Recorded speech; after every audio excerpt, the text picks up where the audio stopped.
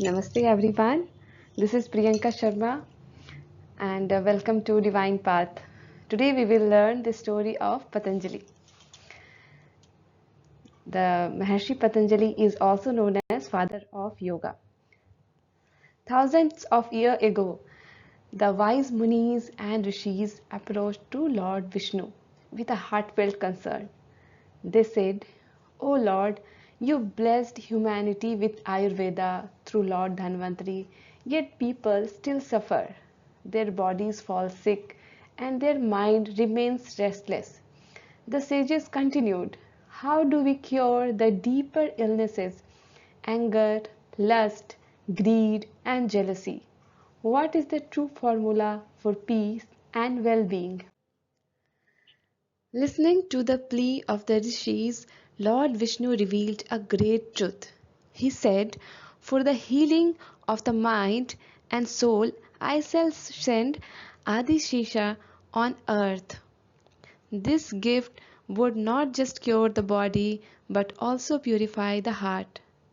It would be the path to overcome anger, lust, greed, and jealousy, a path that leads to inner balance and harmony." So, Lord Vishnu's promise took form. Lord Adishesha, as sage Patanjali, appeared on earth to share the eternal wisdom of yoga. So, who is the incarnation as Lord Patanjali? Is Lord Adishesha. Okay. So, before teaching, he set forth a unique condition that there must be 1000 seekers together. Okay, and he would teach only from behind the screen. And there was one strict rule that no one should leave and no one must ever lift the curtain. What were the two rules?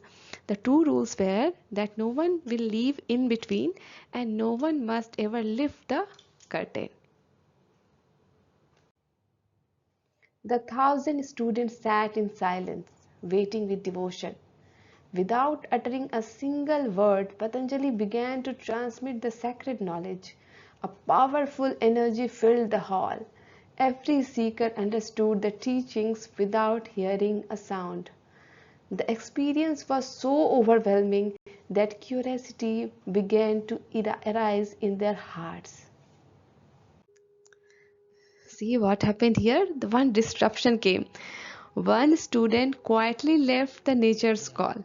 Okay, so what was the condition? That no one will leave, but one student went out of the room because of nature's call, and the one more student was there who was very curious. He lifted. In the midst of this divine silence, curiosity overtook one student, and because of him, since he lifted the curtain, all 999 disciples were burned into ashes. He was unable to resist. He quietly lifted the curtain to see what was happening behind it. And there was so much transmission of energy that 999 disciples were burnt. Patanjali was devastated. This knowledge was lost along with them. At that very moment, the boy who had left the gathering returned. Folding his hand, he explained why he had gone and begged sage Patanjali for forgiveness.